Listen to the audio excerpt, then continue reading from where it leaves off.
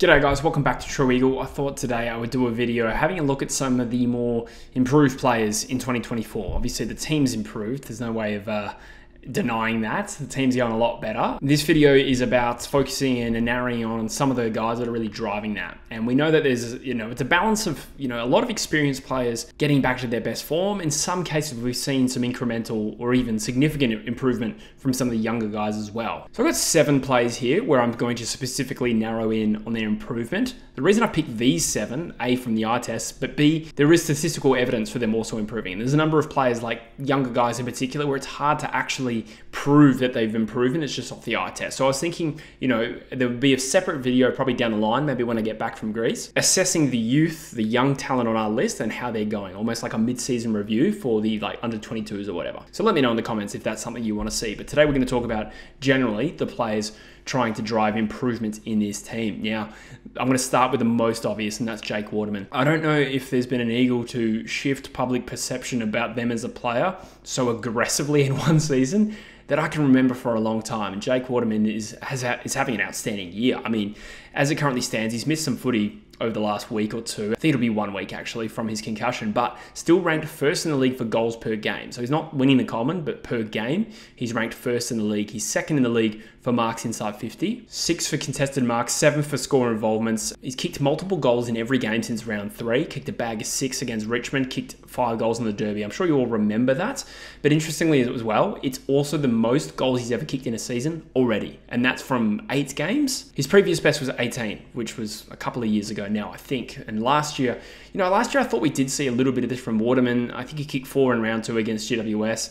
And then, we all know what happened in the rest of the season. And I think he got moved around the ground as well. Now we're seeing him get some continuity, and the team is improving up the field as well in terms of our midfield and clearance game and contested possessions. All of that stuff is up on last year. He's also not playing second fiddle to Oscar Allen so far this year. He's been the main man, and he's been sensational. So one of the most improved Eagles ever, to be honest.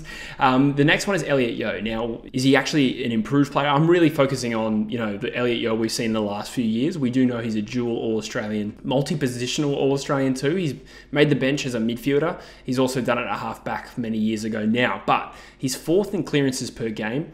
By far and away, West Coast's #1 clearance player and contested possession player, and he's 7th in the league for contested possessions per game. You'd have to be blind to not see the genuine and tangible impact that Elliot Yeo's improvement has given the rest of the team. It's also allowed others to flourish. I mean, I think Harley Reid is probably a slightly better player for having Elliot Yeo alongside him. He's also 17th in the league for score involvements as well. So we know his inside game is good, but he's also impacting scoring chains as well, which is very healthy for a team as well who does not score a lot. To be 17th in score involvements shows the impact he's having, and I'd probably have him in the All-Australian squad right now. What's driven this improvement? Well, a pre-season.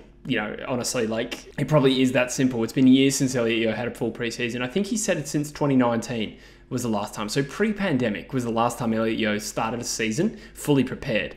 And it's also resulted in more time on ball. So last year, I don't think he was really poor or anything. He was playing underdone. He was playing multitude of roles. He would come in for 2, leave for 3. And the numbers are very obvious. 71% centre bounces this year versus 30 last year. So Elliot Yeo getting back to his best has been a huge driver in this team looking a lot more stable. By the same token, Jeremy McGovern deserves that credit as well. Again, massively injury hit over the last few, and probably unfairly maligned as well. 2022, I thought he was in good form. I think 2022 might have been the first year that he came back real slim, and I thought the form he showed was pretty solid before getting his ribs crushed, and then last year, of course, playing till round 3 and then tearing his hammy off the bone. We didn't see him again after that. And I think this year the form he's brought has been outstanding and a hugely important factor in us, not getting slaughtered as much. And I think it's not only his ability to play his game, but the structure of us having Barras also in the team at the same time, and in an ideal world having someone like a Jamison as that third tall, or what is now Josh Rotham. I think that structure has allowed Gov to play some of his best footy, and he's 5th in intercepts with 7 per game. He's 5th in rebound 50s, and he gets 20 disposals a game, which is quite a lot for a key back, and uses the ball at 85%. And not only that, meters gained is 384. That's the stats profile of a running defender. But in addition to being a spoiling key back, he is also a really good player at launching rebounds as well. So those 3 are the most obvious. Brady Hoff also deserves recognition for this list. Now, if you go through his stat sheet statistically, it's hard to make the case that he's improved on last year. In fact, he's down in a number of stats. It's really more what he's doing off the ball, which has been well documented. So some of the players that he's nullified, particularly opposition small forwards, Cody Waitman, Michael Walters, Bobby Hill as well. I thought Bobby Hill still had an impact, but it could have been much worse. Toby Green, I think he kept goalless, if I'm not mistaken. I reckon he played on Junior Rioli or Willie Rioli in round 1, and Jake Stringer most recently as well against Essendon. That was a great performance. So it's the evolution of Brady Hoff into being a genuine stopper as well, and I've always thought, his rebound and ball use and speed has always been pretty solid. So it's also worth noting that while he's getting less possessions, his meters gained have gone up, which does imply that from less opportunities to get his hands on the footy, he is still impacting arguably more than last year. So Brady Hoff has been probably the absolute pick of our youngsters this year. And in some ways, I do think probably ranks higher than Reid because he plays such a thankless yet important job. Now, I've got a number of youngsters here that I'll highlight who haven't necessarily moved the needle in a massive way, but probably still have improved that I want to highlight here. So one of them is Ruben Joseph, okay? So we've seen his role shift a little bit this year into more of a wing role. If you actually look at centre bounce attendances, this started to happen last year, I'd imagine, as a way of managing his body, and then eventually he did a hamstring. But this year, not too much time on ball at all. But yeah, his disposals have gone up. He's up to 15.5 disposals, up from 13.7 last year. He's doubled his marks. He's getting 7% more time on ground, which is not something you necessarily look at, but it does imply his conditioning and his ability to get through games is better. Whether that's because he's not crashing and bashing so much, that might be a factor. More meters gained, doubled his meters gained. More intercepts than before. He's obviously, spending a little bit of time in the back line, I think, so able to cut off opposition chains a little bit better. Still third at the Eagles for tackles, despite playing on the wing, which is, very different to playing at the ball drop, where you can get a lot of tackles. The fact that he's still third in the team for tackles does indicate his work rate, which we already knew about. He's also fourth at the Eagles for pressure acts. The players that are number 1 and number 2 will surprise you. And I suppose you could throw some criticism at the pressure act stat. I don't really know how it's recorded, but the 2 players that rank highest for West Coast are Tim Kelly and Harley Reid. Interesting stuff. Let's talk about Jack Williams. Again, this is not a massive statistical upsurge from Jack Williams, but undoubtedly improved on last year, I would say, and most notably had that 3-goal, 15-possession game against Essendon, and really showing that evolution for a young key forward in his 3rd season. And again, who probably struggled to get pre-seasons under his belt. He might have had this one this year, but I think last year he ruptured his spleen and generally has been massively overexposed, playing a very difficult role as forward ruck for, a guy who was a teenager at the time. Has been unreal. But, he's getting more contested possessions, he's getting more tackles.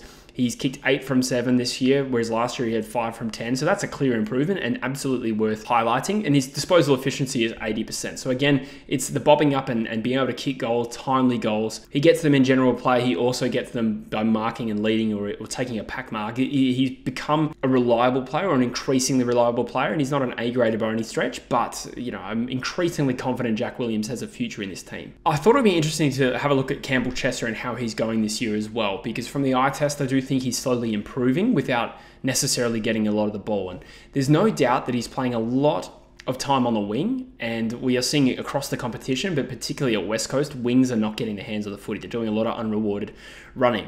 So stats are a little bit mitigated by this factor. However, he's getting slightly less possessions, but there's also a caveat to that. He's had 3 sub-affected games. What are sub-affected games? He's either been the sub or he's been subbed off 3 times this year.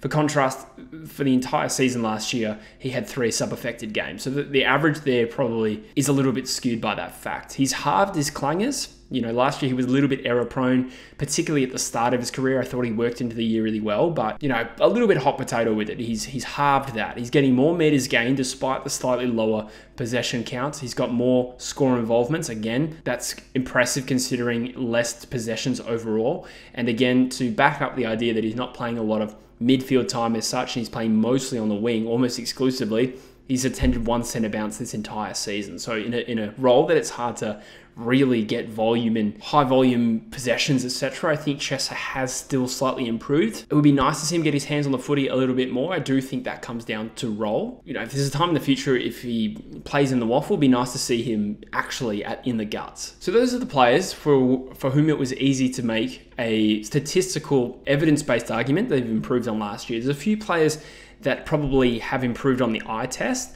Those are probably Alex Witherden and Josh Rotherham. However, when you look it up, and I try to make my argument statistic based. I know that that's, always going to be limited in itself. Stats in our game do not tell the whole story. However, I do think Witherden and Rotherham have improved, even if Witherden has slightly worse stats than last year. And I think it's probably a little bit of recency bias, but I thought on the weekend against Collingwood was his best game for this football club. So I wanted to highlight those guys as being pleasant surprises, getting back into this football team. Also, a little shout out for Liam Duggan. Again, slight improvement, which makes this one of his best seasons of his career. Super reliable, takes a lot of marks, does a lot of the unglorified stuff. Again, I did question his ball use and his ability to make errors that cost the team, but I feel like that was early in the season, and the body of work Liam Duggan's done now in his first year of captain is worthy of some praise, even if he hasn't been absolutely outstanding. And again, it probably isn't reflected in stats, but another improved player in my opinion. So there you go, guys. That's my take on some improved West Coast Eagles. Let me know your nominations. Again, players like Ryan Marrick has done some good things, but looking at the stats, he hasn't actually improved on last year at all. In fact, he's down in some stats, but I do think sometimes it's you go back to go forward, and he's physically changed. He's probably playing a slightly different role. Again, if you want to see me do a video analysing perhaps our under 22 talents and how they're tracking this season, again, I'll have to do that on the other side of Greece, but let me know. I would enjoy doing that, so I might do it anyway. But for now, let me know in the comments what you think. Subscribe to the channel if you haven't already, and I'll see you in the next one. Cheers.